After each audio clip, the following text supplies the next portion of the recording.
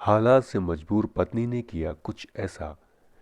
आज हम आपको कहानी सुनाने जा रहे हैं एक ऐसे पति पत्नी की जो एक दूसरे से बहुत प्यार करते थे, जो एक दूसरे के बिना अपना जीवन भी नहीं जीना चाहते थे।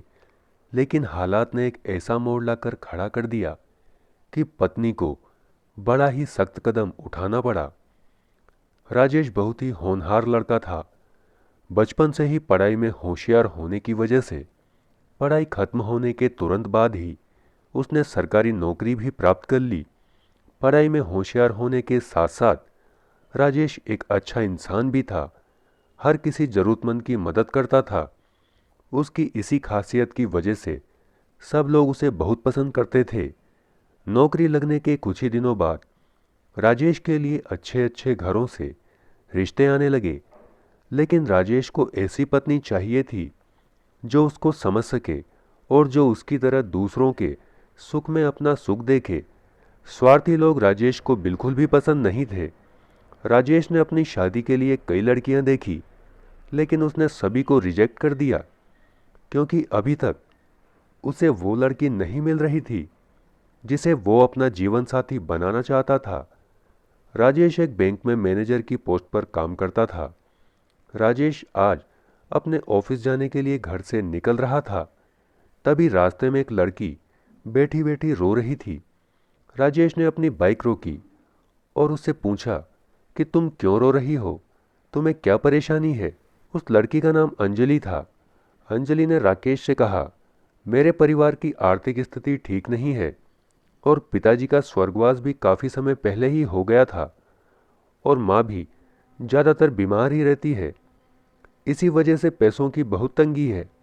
हमारे पास एक पुश्तैनी ज़मीन है जिस पर मैं लोन लेकर एक नया बिजनेस शुरू करना चाहती हूँ ताकि मैं अपनी बूढ़ी माँ की अच्छे से देखरेख कर सकूं।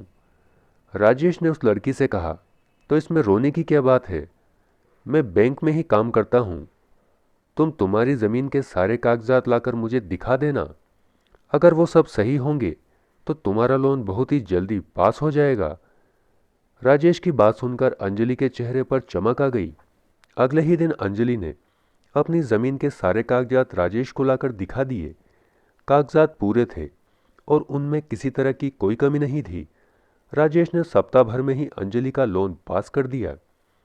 धीरे धीरे अंजलि राकेश की खूबियों की वजह से उसे पसंद करने लगी थी, लेकिन वो सामने से उसे बोल नहीं पा रही थी। राजेश भी अंजलि की अच्छाई का कायल था, लेकिन वो भी डरता था कि कहीं अंजलि उसे मना न कर दे। दोनों इसी कश्मकश में रहते थे। एक दिन अंजलि ने हिम्मत करके राजेश को प्रपोज कर ही दिया। आज राजेश की खुशी का ठिकाना नहीं था क्योंकि वो खुद भी अंजलि को पसंद करता था। कुछ ही दिनों बाद उन दोनों की शादी हो गई। दोनों बहुत ही सुखद जीवन व्यतीत कर रहे थे। शादी को 4 वर्ष हो गए थे।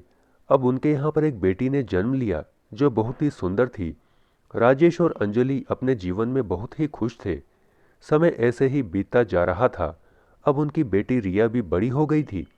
राजेश अक्सर काम की वजह से बहुत ही व्यस्त रहता था। इस वजह से वो अपनी पत्नी को समय नहीं दे पा रहा था। इसीलिए उसने कुछ दिनों की छुट्टी ले ली और अपनी पत्नी के साथ कहीं घूमने का विचार किया। राजेश ने अपनी और अपनी पत्नी के लिए जहाज की 2 टिकट खरीद ली। अगले ही दिन राजेश और अंजलि को घूमने के लिए जाना था। वो प्रातः ही वहां से निकल गए। उनकी बेटी रिया को उन्होंने अपनी नानी के यहाँ पर छोड़ दिया। राजेश और अंजलि दोनों शिप में अपनी अपनी सीटों पर जाकर बैठ गए। दोनों एक दूसरे को ही देखे जा रहे थे और प्यार भरी बातें कर रहे थे। शिप में लगभग 500 जने यात्रा कर रहे थे। तभी कुछ देर बाद बड़ी ही जोर की आवाज आई। शिप समुद्र में किसी बड़ी चट्टान से टकरा गया, जिस वजह से शिप के नीचे के हिस्से में पानी भर गया।